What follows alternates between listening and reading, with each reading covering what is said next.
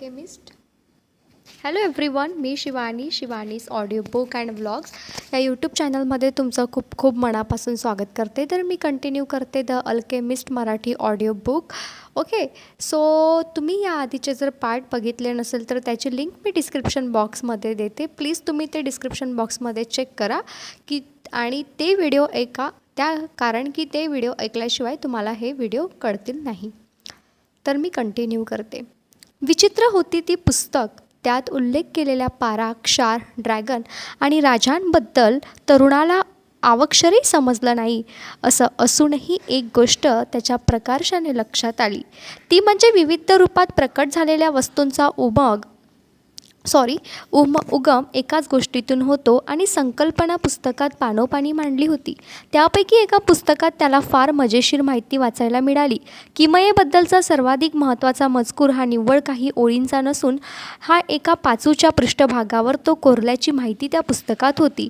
त्या पाचू फित असं म्हणत आपण तरुणाला काहीतरी ज्ञान देतोय या अविर्भात इंग्लिश गृहस्थ म्हणाला. तसं असेल तर एवढ्या सगळ्या पुस्तकांचं काय काम आहे, तरुणाने विचारलं.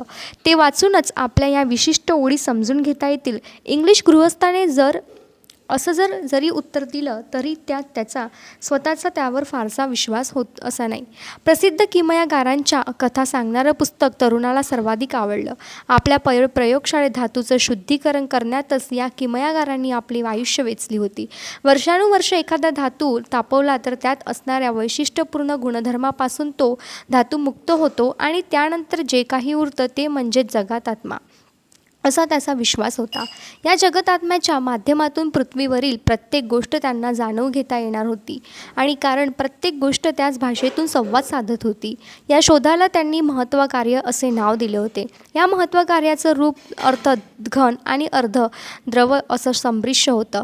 तरुणाने विचारलं, फक्त माणसाचं निरीक्षण करून आणि संकेताचा अर्थ लावून भाषा समजून घेता येईल का? प्रत्येक गोष्टीला साधं सरळ रूप देण्याचं खूळ तुला आहे? इंग्लिश गृहस्थाने त्रासून उत्तर दिलं. लक्षात घे की किमया ही अत्यंत गांभीर्याने अभ्यासनाची ज्ञानशाखा आहे. त्यासाठी आयुष्य वेचलेल्या गुरूंनी दाखवलेल्या प्रत्येक पायरींचं हुबेहूब अनुकरण केलं गेलं पाहिजे.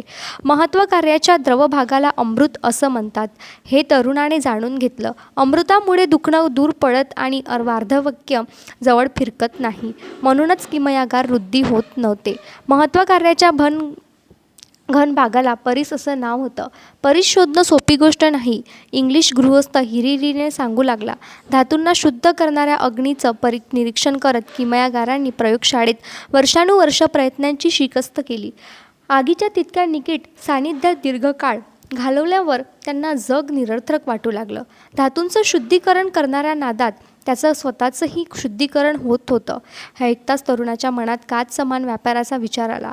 काचेच्या वस्तू स्वच्छ करताना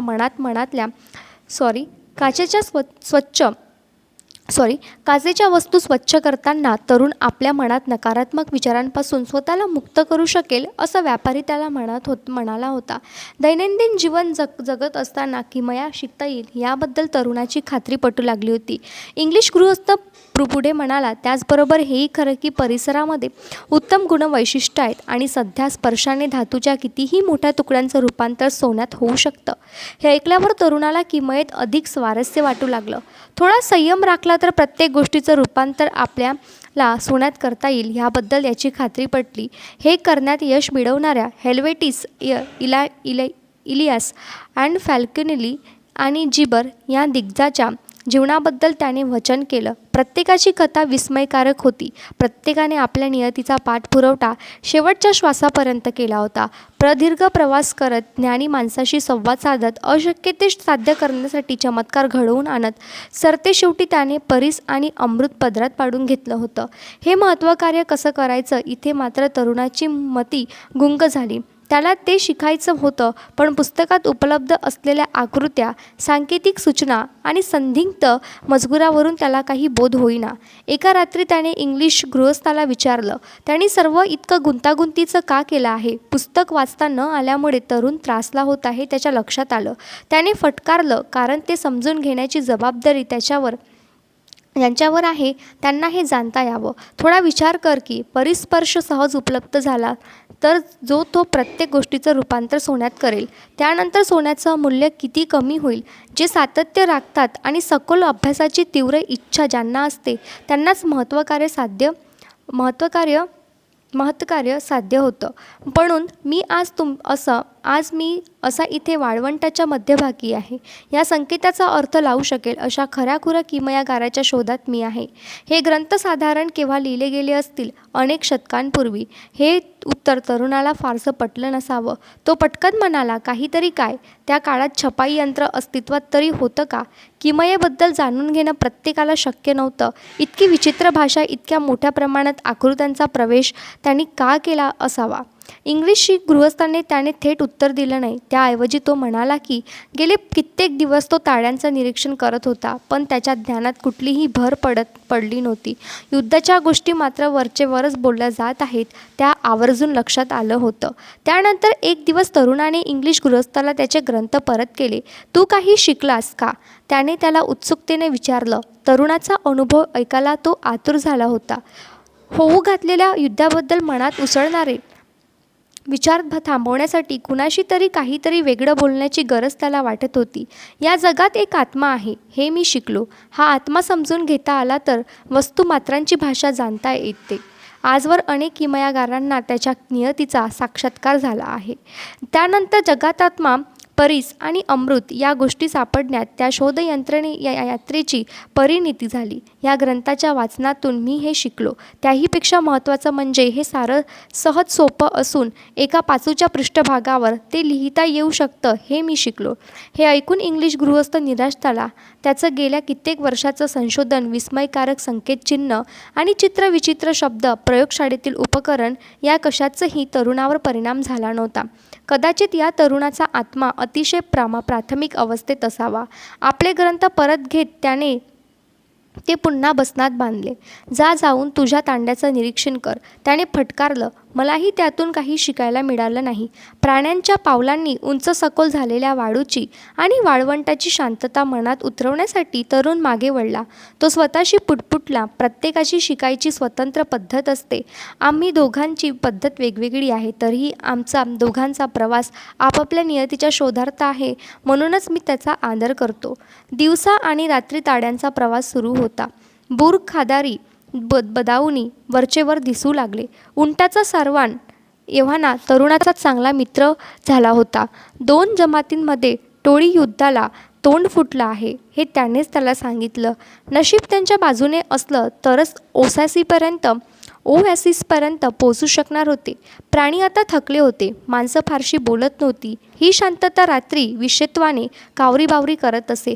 पूर्वी उंटाच्या ओरडण्याने रात्री कुणालाही फरक पडत नसे, पण आताशा रात्री अपरात्री उंट ओरडला तर सगळ्यांच्या मनात भीती दाटून येऊ लागली होती.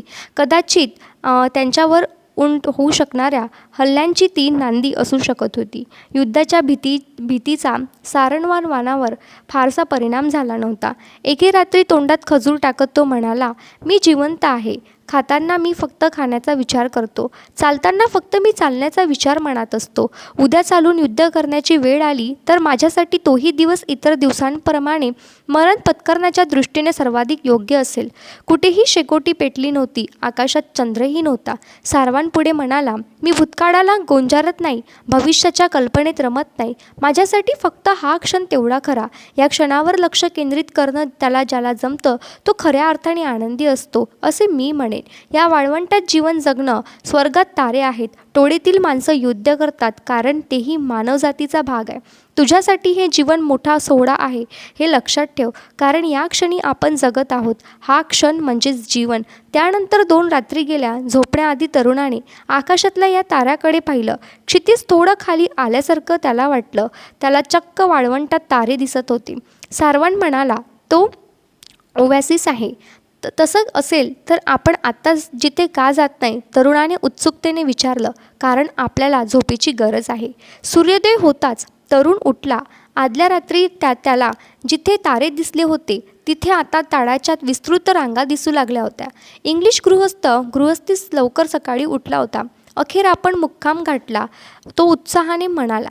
तरुण मात्र गप्प होता. वाळवंटाच्या शांततेत त्याला घरी असल्यासारखं वाटलं होतं. या क्षणाला ताडाच्या रांगा बघण्यात त्याला समाधान वाटत होतं. पिरॅमिडपर्यंत पोहोचण्यासाठी अजून बराच मोठा पल्ला गाठावा लागणार होता. तिथे पोहोचल्यावर आजची सकाळ निव्वळ आठवण म्हणून उरणार होती. परंतु आता हा क्षण तेवढा खरा होता. सारवानाने म्हटल्याप्रमाणे हाच क्षण उत्सव होता, ज्या समर्पित भावनेने त्याने भूतकाळातले धडे गिरवले होते आणि भविष्यातली स्वप्न पाहिली होती. त्याच रीतीने तो हा क्षण जगू पाहत होता. समोर असलेल्या ताड्याच्या रांगा एक दिवस जरी आठवणीत जमा होणार होत्या, तरी या क्षणी त्याच्या दर्शनाने सावली आणि युद्धापासून संरक्षण या महत्त्वाच्या गोष्टी घडणार होत्या. काल रात्रीपर्यंत उंटाच्या ओरडण्याने धोक्याची जाणीव होणार होती. आज मात्र तांड्याच्या रांगांमुळे चमत्कार घडून आला होता. जग विविध भाषांमध्ये संवाद साधतं हे तरुणाच्या मनात आलं. काळ मागे पडतो तसेच तांडेही मागे पडतात. ओआसिसच्या दिशेने येणाऱ्या शेकडो लोकांना आणि प्राण्यांना पाहून किमयागाराच्या मनात विचार आला. आलेल्यांचं स्वागत करताना गोंधळ मजला होता. उडालेल्या धुळीमुळे सूर्य झाकळलेला होता. अपरिचितांच्या आगमनामुळे ओआसिसमध्ये राहणाऱ्या मुलांच्या आनंदाला भरता आलं होतं. टोळी प्रमुखाने पुढे होऊन ताडांप्रमुखाचं स्वागत केल्याचं किमयागारानं पाहिलं. बराच वेळ ते दोघं काहीतरी बोलत होते. या कशातही किमयागाराला स्वारस्य नव्हतं. आजवर कित्येक लोक आले आणि गेले. वाळवंट जसं होतं तसंच राहिलं आणि इथल्या वाळूतच राजे चालत गेले. तसेही भिकारीही पुढे झाले. वाऱ्याच्या झोताने वाळूचे ढिगारे सातत्याने आकार बदलत असले तरी आजही वाळू तिच्या मूळ रूपात होती. त्याच्या बालपणीची होती तशीच अनेक आठवडे पिवळी वाळू तुडवत निळ्या आकाशाखाली अथक वाटचाल करत सरतेशेवटी ताडाच्या हिरव्यागर्द बागा दिसल्यावर प्रवाशांच्या चेहऱ्यावर उमटणारा आनंद पाहायला त्याला नेहमी आवडत असे. कदाचित ताडांचं सौंदर्य माणसाला टिपता यावं म्हणून वाळवंटाची निर्मिती केली असेल असं त्याच्या मनात आलं. महत्त्वाच्या व्यावहारिक गोष्टींकडे लक्ष देण्याचा निश्चय त्यानं केला. या तांड्यांबरोबर आलेल्या एकाला आपली काही गुपिते शिकवायची असेल त्याला माहिती होतं. तसेच संकेत त्याला मिळाले. तो माणूस कोण हे जरी त्याला अजून माहिती नसलं तरी तो दिसताच त्याची सरसराईत नजर त्याला अचूकपणे ओळखणार होती. येणारी व्यक्ती त्याच्या आधीच्या शिष्याइतकी सक्षम असेल अशी त्याने मनोमन आशा केली. त्याच्या मनात आलं, या सर्व गोष्टी मुखोद्गत करून आपला त्या प्रत्यक्ष तोंडी शिकवण्यामागे काय प्रयोजन असावं. तसंही त्यात कुठलंच गुपित दडलेलं नाही असलं ईश्वर त्याच सर्व प्राणीमात्रांपुढे त्याची गुपित सहज उघडी करतो. या तथ्यांमागे त्याच्याचकडे एकच स्पष्टीकरण होतं. या गोष्टी अतिशय शुद्ध जीवांपासून घडलेल्या होत्या. त्यामुळे कुठल्याही शब्द अथवा चित्रात त्यांना बंदिस्त करणं अशक्य होतं. चित्र आणि शब्द समोर आले की लोकांना त्याची भुरळ पडते. त्यानंतर त्यांना जगत भाषेचा विसर पडतो. धन्यवाद. तुम्हाला हा व्हॉईस व्हिडिओ कसा वाटला प्लीज कमेंट बॉक्समध्ये कळवा. व्हिडिओ आवडला असेल तर प्लीज व्हिडिओला लाईक करा आणि चॅनलला सबस्क्राईब केलं नसेल तर प्लीज चॅनलला सबस्क्राईब करायला विसरू नका. भेटू आपण नेक्स्ट पार्टमध्ये.